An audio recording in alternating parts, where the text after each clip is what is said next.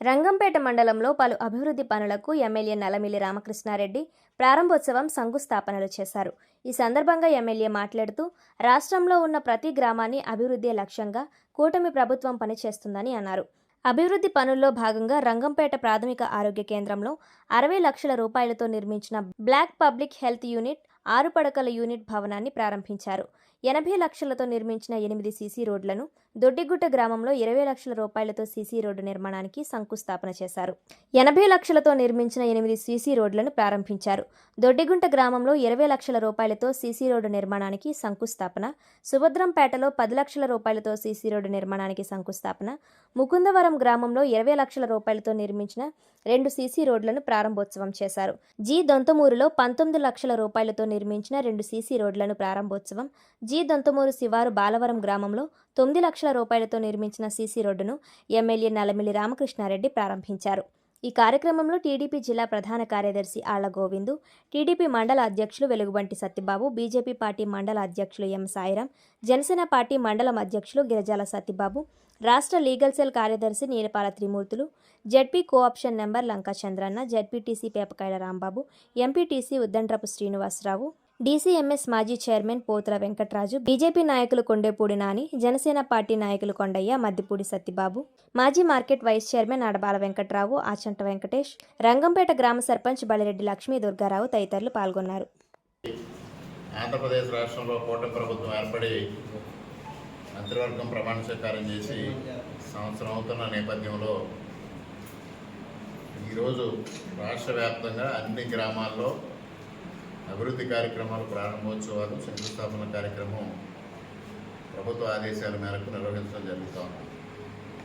ముఖ్యంగా గత 2 రోజులుగా విజయోత్సవాలు నిర్వహించుకుంటూ రేపు రాష్ట్ర పరిధిలో పెద్ద ఎత్తున కార్యక్రమం చంద్రబాబు నాయుడు గారు, పవన్ కళ్యాణ్ గారు ఆధ్వర్యంలో నిర్వహించుకోవడం జరుగుతూ ఉంది.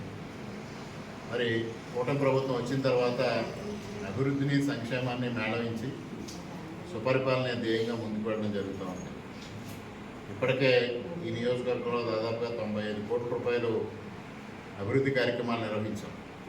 మరలా ఈరోజు కొంత దాదాపు 10 కోట్ల వరకు రావడం జరిగింది. అంటే 12వ తేదీ నాటికి 100 కోట్ల మార్కు దాటం అనేది ఈ సందర్భంగా తెలియజేస్తూ ఉన్నాం. అదేవిధంగా అనేక అభివృద్ధి కార్యక్రమాలు ఇంకా పట్టాలెక్కించే దిశలో ఉన్నాయి. తప్పనిసరిగా అవన్నీ సాధిస్తాం. అదేవిధంగా సంక్షేమ కార్యక్రమాల గురించి జగన్మోహన్ రెడ్డి గారు కానీ వారి అనుయాయులు కానీ కొన్ని అవాస్తవాలు మాట్లాడడం జరుగుతూ ఉంది. ఇవాళ తల్లికి వందనం కార్యక్రమాన్ని రేపటి నుంచి ప్రారంభించడం జరుగుతూ ఉంది. ముఖ్యంగా ఒకసారి మాట్లాడే వైఎస్ఆర్సీపీ నాయకులు ఒక్కసారి 6 సంవత్సరాల క్రితానికి వెళ్తే అమ్మఒడి కార్యక్రమాన్ని ఎంతమంది పిల్లలు ఉంటే అంతమందికి ఇస్తామని చెప్పిన వాగ్దానాన్ని ఎన్నికలైన వెంటనే ఒక్క బిడ్డకు మాత్రం ఇస్తానని మాట మార్చారు. అదేవిధంగా పెన్షన్ 3000 చేస్తామని 5 సంవత్సరాలు పూర్తయ్యే వరకు 3000 అందిమన్న పరిస్థితిని చూసాం. అదేవిధంగా అమ్మఒడి చివరి సంవత్సరానికి వచ్చేటప్పటికి ఆ కార్యక్రమం ఎంత నిర్వీర్యమైందో చూసాం. అటు అభివృద్ధి లేదు, సంక్షేమం లేదు, అప్పులు మాత్రం మిగిల్చారు. అటువంటి ఆర్థిక సంక్షోభంలో కూడా ఇవాళ అభివృద్ధిని, సంక్షేమాన్ని మేళవించి సుపరిపాలన చేయడం, కేంద్ర ప్రభుత్వ సహకారంతో పెద్ద ఎత్తున నిధులు సాధించి ఇవాళ అభివృద్ధి కార్యక్రమాలను దిశగా వెళ్తా ఉన్నాం. కనపర్తి నియోజకవర్గంలో 95 కోట్లు జరిగినాయి అంటే రాష్ట్ర వ్యాప్తంగా ఏ విధంగా జరిగిందనేది ఒక్కసారి ఆలోచన చేయాల్సిన అవసరం ఉంది.